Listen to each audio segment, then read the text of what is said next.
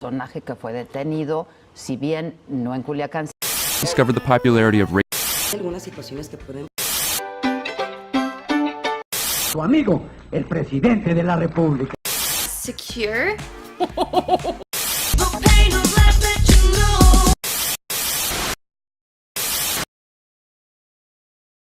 Welcome to Management TV. Today we're once again with Philip Kotler. Phil is the world's most renowned expert on marketing. He is the creator of the field and has written over 50 books, 10 of which have been in the last 5 or 6 years, and has recently published a book on Marketing 3.0. And we're going to learn about it with him today. Thank you very much, Phil, for being with us today. Happy to be with you always, Eduardo. Marketing 3.0, what is it all about? Well, let me give you a preview. Yes. It turns out that I believe most companies are in Marketing 1.0, which I will explain. A small percentage are in 2.0, and a few now are in 3.0. And by the way, no company should jump from being 1.0 to 3.0. They better crawl before they get to that stage if they want to get to that stage. A Marketing 1.0 company is doing the job, a good job. They are being efficient and profitable, making something for a lot of people. However, some companies have decided to learn more about who they're selling to. Okay. They move from just making and selling a good product to understanding their customers with big databases and watching movements in their customer fans and so on. And that is 2.0.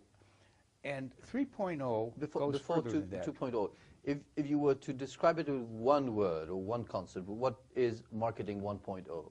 Well, 1.0 is appealing to the customer's mind wherever you can find customers. Okay. And 2.0 is appealing to the customer's heart by knowing a lot about the customer and trying to get closer to serving the customer. Okay.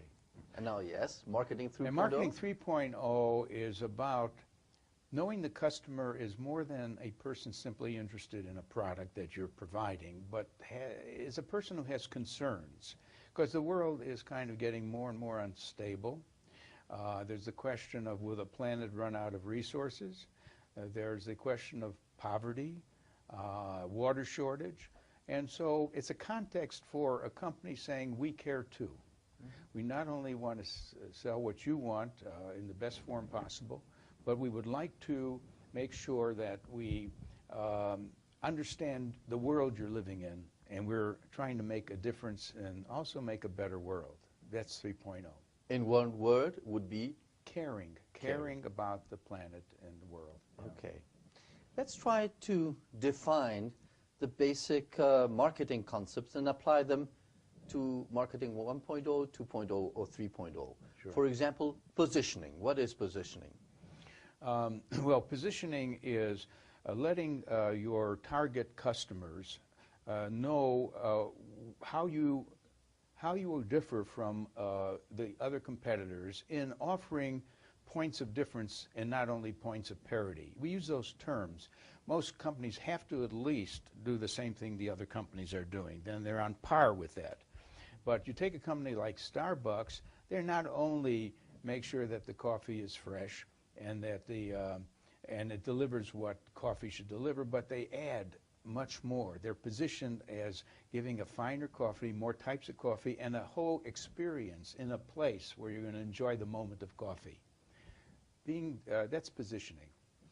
Segmentation. Segmentation is the recognition you can't serve everyone with equal satisfaction. I'll give you an example of that.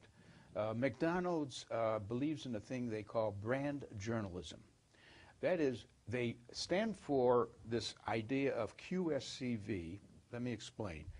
Their formula is always quality, service, cleanliness, and value. QSCV. But you know, what they should really emphasize differs from whether they're trying to reach the teenager, they're trying to reach the mother of children, the senior citizen. And so within the QSCV, they have a different but consistent message with the QSCV for each segment of the market.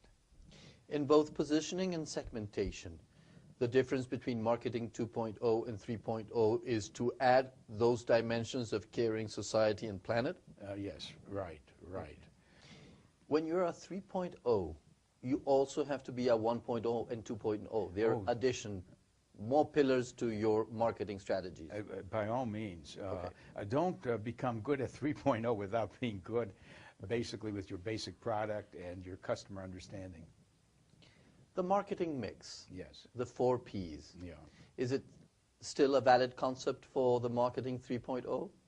It is definitely still the basis of any brand plan, but there's one addition now called co-creation that was missing.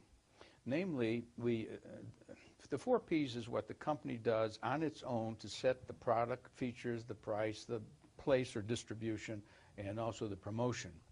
But you know, in setting those things, they ought to engage their customers who really love them. Let's assume that some companies have customers who love them. Companies like, for example, Harley-Davidson, where people who drive motorcycles, they often say, Harley, could we help you?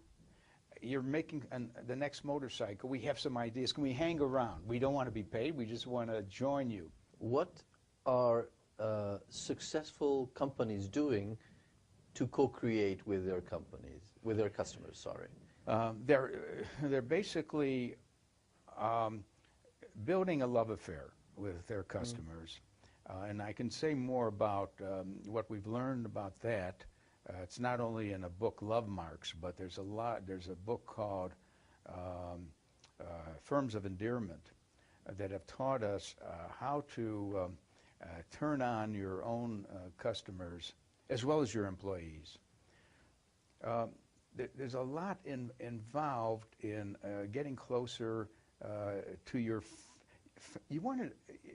there's a thing we call crowdsourcing. It's a term used in a book called The Wisdom of Crowds, which say that there are a lot of people out there who would like to participate in your company in one way or another, and not only in what your product might become, but also what your advertising might become. Wonderful story about Doritos, which is a snack food like a potato chip. They decided not to use their advertising agency to develop a new ad campaign. And they said to all of you people who love Doritos, any of you who want to create a campaign for us, an advertising campaign, please send it to us. We will choose the best ones and reward you for it. And not only that, the very best one will be used for our next campaign, which means that they are bypassing the ad agency, and they ended up with a brilliant campaign that no ad agency would have probably, with its narrow interest in a few concepts, have come up with. That's crowdsourcing, getting the crowd to join you, or it's co-creation with your fans.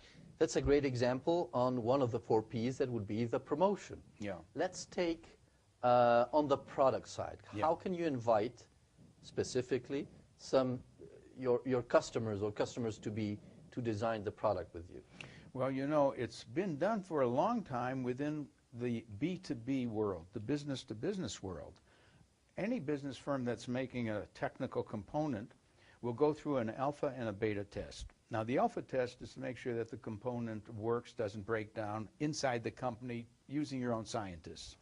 But then they select a subset of customers with whom they have a good relation, and they ask them to try the product and to suggest any improvements before they do a launch of the final product. So beta testing is the same as co-creation. Okay. Question is, what about a consumer packaged goods company? Well, they do it by having maybe a consumer panel. In fact, do you remember research being done at MIT called lead users? Lead users. No. The professor in that area has shown many companies that they will always have some users who are demanding. In fact, they take the product they just bought from you and improve it themselves. It could be a computer where they play around with the software or the hardware and make it work better. So lead users is another version of watching people take your product and make it better. Let's see co-creation with price. Yeah. Is that possible, or that's too risky? How can customers help you set the appropriate price? Well, you know, it's done in the following way, which most companies can't do it that way. When you say as a restaurant, and this has happened, come in, order what you want, and then pay whatever you want. That is to say, and a movie theater could do it. Movie theater could say, just come in, watch the movie, and just leave whatever you thought the movie was worth. Okay. It hasn't spread, but it is a way of saying, let the customer be the judge of the value of the product. And finally, if we go to the 4 Ps with co-creation, would be place, distribution. How can customers help you co-create your distribution channels? Well, it isn't the final customers there. It is the distribution channels that are your customers at the intermediate level. Yes. And do you know many of the middlemen have been actually reshaping the product. The history of Walmart is telling a toy manufacturer their box or their package is too big for the shelf, and almost giving the design for a better box or package, or actually saying we won't accept it at that size. Go back and so on. So I would say that is co-creation with your distribution system.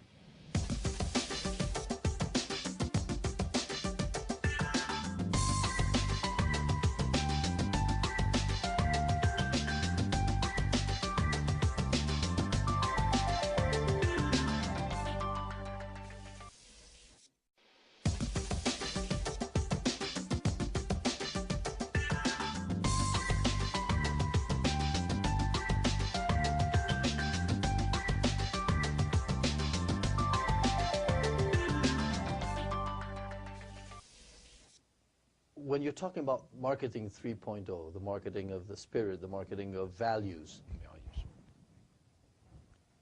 is that just a marketing strategy, or it has to be a management philosophy? Can you treat the client differently from what you treat the employees? No, as a matter of fact, this Marketing 3.0 could be renamed Management 3.0. Yes. It really is more than a department's adjustment to opportunities. In fact, the book I wrote with my co-authors, Marketing 3.0, has a whole section on the following. Marketing isn't what you do only to your customers. You've got to market to your employees. You've got to market to your distributors, to your suppliers, because you have to be a company that has partnered with the best employees, with the best suppliers, the best distributors. You will never win if you are doing it all by yourself. And the key there, when I use the word market to your employees, I don't mean to manipulate your employees. I mean to understand them and their needs. Yes. And not only need for pay, need for a psychological, psychic satisfaction. They should be proud of their company. They should say, it's wonderful that our company has organized a health program. So there's a gym and we can stay healthy. They've even asked us to volunteer if we want to for that city in which we operate, which has a cleanup campaign. So marketing to the employees is to sort of serve them too, and to serve your distributors. It's stakeholder theory. Everyone who's a partner should get fair rewards for their team. It's building a team. Management 3.0, I love that idea. Yeah. There are a few terms that I'd like you to define. I know you're working on. One would be storytelling and marketing. Yes, I believe that marketing is more of a conversation. In fact, what is shaping the image of brands is not the company that thinks it's controlling the brand. The brand is being owned by the consumers, and they tell stories. Okay. And we should. You know what we can do with the Twitter? I discovered this, that Twitter is not just about twittering, and I could be saying I'm in Sao Paulo now to those who want to follow what I'm doing, or I could follow what Madonna's doing. All right, but it's keywords. I could find out what is being said about the Prius automobile. Okay. I just put it as a keyword on Twitter, and if it comes up in any conversations, I may have about 500 conversations which mention the word Twitter. Prius. That means the Prius. And then that means I can learn if I mentioned at all as the company Prius, if I mention mostly favorably or unfavorably. And companies have to recognize that they're being discussed. They're in a fishbowl being observed and talked about. So conversation and storytelling is very important. There's going to be bad stories about you and good stories. I think a company sometimes recognizes a bad story, and the smartest thing it could do is say, you know, some people are dissatisfied about something. We're doing our best to correct that. Demarketing. Yes, I am concerned about maybe reaching and returning to the age of demarketing. Now, what do I mean by that? Imagine the time when we had shortages, like during a war or something. People had to line up. No marketing was done, right? Yeah. Because if you're going to do any marketing, you're going to try to reduce the demand, make the line shorter. You're going to raise the price. You're going to make your product simpler.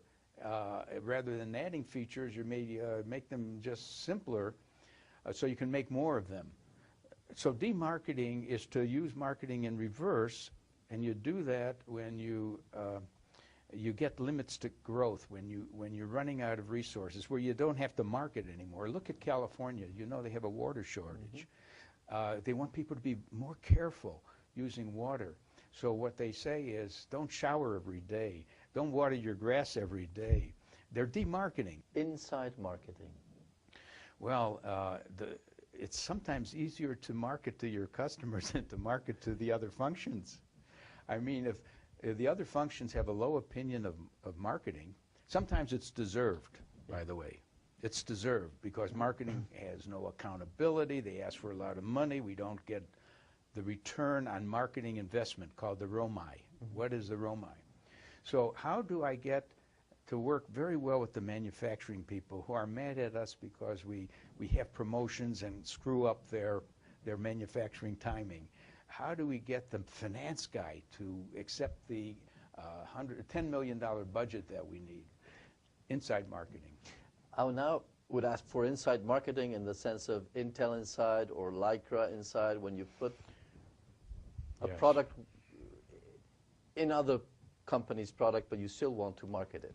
Well, this problem concerns a huge number of companies who make some product that is incorporated in a larger product. We wrote a whole book on that. We published it called Ingredient Branding. Okay. Now, the success stories are 3 or 4. Certainly, Intel is the best success story because I would never ask who made the chip, but now I won't buy a computer without the Intel chip. Gore-Tex. I want that outdoor clothing. Was that made with Gore-Tex? I want Gore-Tex to be the material.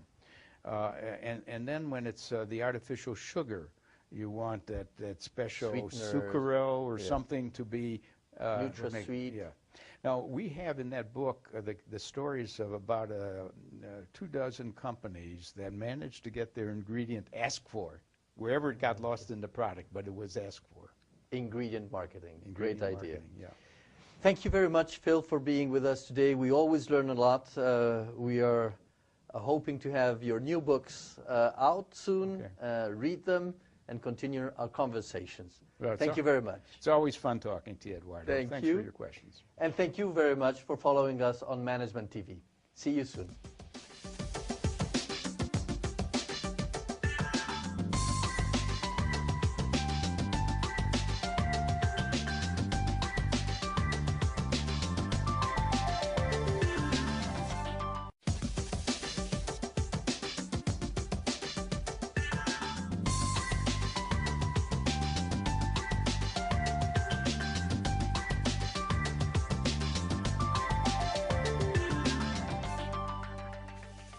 There is a new tool now that would allow to further move into co-creation, that is the social networks. Yes. Can you share interesting examples of companies using the social networks to improve their co-creation with the customers? I'd be happy to suggest some examples, but first let's be clear that the social networks are now creating a revolution in modern marketing, and no company can get away with doing a poor quality job anymore.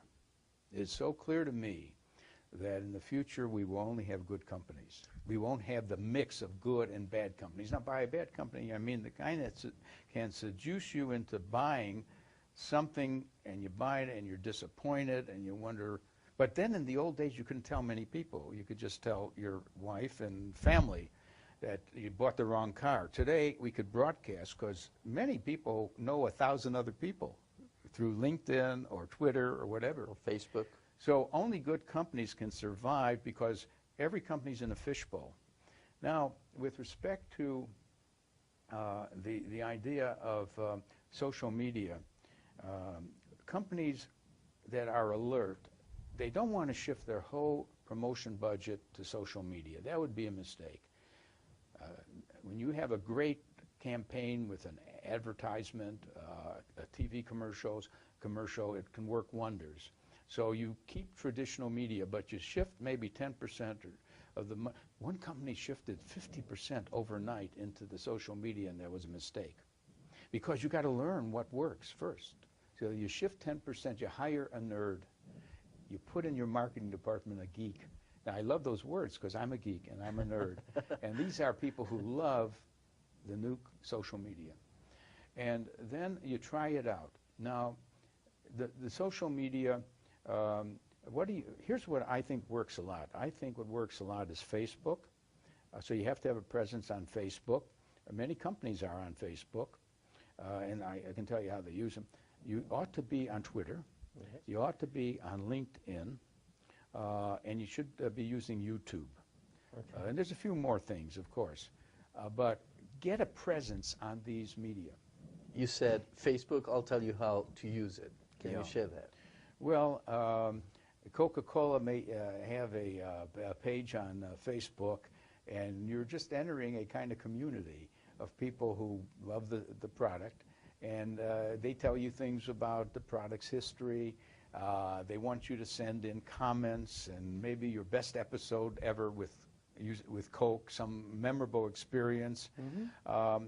It's a way of engaging people to share stories and the interest in that product with other people who also go to the same site. Do you think that impacts on sales?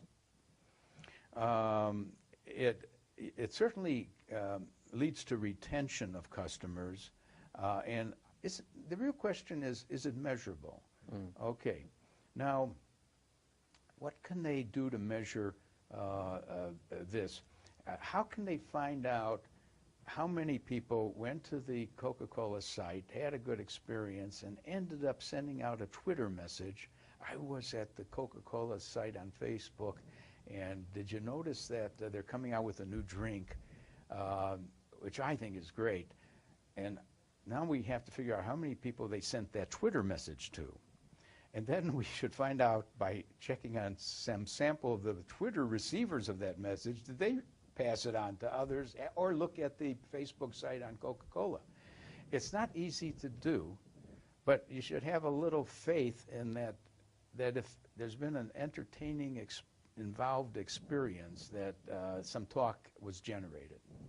We talked about marketing 3.0, the marketing of sustainability, society, caring for something, the marketing of the spirit. Is that so culture related that we cannot have a global marketing strategy if we are talking about 3.0? You raised a very good question, Eduardo, because countries are at different stages of development. If you're going to sell your product in Scandinavia, you better be a marketing 3.0 company. Scandinavians are very educated. They're very concerned about the limits to growth and so on, and they want to see that you're doing something as a company that shows caring. Let's go to an opposite type of country, maybe one deep in Africa that doesn't have much of a middle class and mostly poor. There's one country, I think it's Zambia, that's 89% of the people are poor. They just want to eat something. I don't think being a Marketing 3.0 company matters at all. Yeah. So that's the answer to the question. Regarding creativity, yes, how would you approach Marketing 3.0? How would you embed new creativity in a Marketing 3.0 strategy? Well, first of all, I want to distinguish between being authentic and inauthentic. There's a lot of companies who might see a PR, public relations kind of nice thing about Marketing 3.0. And when that happens, and when they're inauthentic, it's called greenwashing. They're going green, but when you really examine it deeply, I'm talking about companies that build it in their DNA. Now, how do you creatively commit to that? You know, companies give out often a lot of money because they care, but the company that just gives it out miscellaneously, that's a good cause, this is fine, and so on, it doesn't add up. And I've made a case in my earlier book called Corporate Social Responsibility that they should really get a cause and make a difference in that cause. Avon, the direct marketer, who sells mostly to women, said that what really counts and what worries women, or again, look at the whole person, ask what their life concerns are, is breast cancer. And they have raised over $100 million over the years to help researchers find solutions to this problem. So the money isn't spattered around. Motorola likes to give money to engineering schools. Clearly they want better engineers, and that makes sense. So we examined 40 companies that really have a cause. And why shouldn't a company do that? A company is such a strong engine machine, economic engine machine. They should, of course, focus on their core products and services, but they are also so much better than government and even some NGOs to make a difference. Yes. And we admire those companies. That IBM does a lot of that. GE does a lot. They care.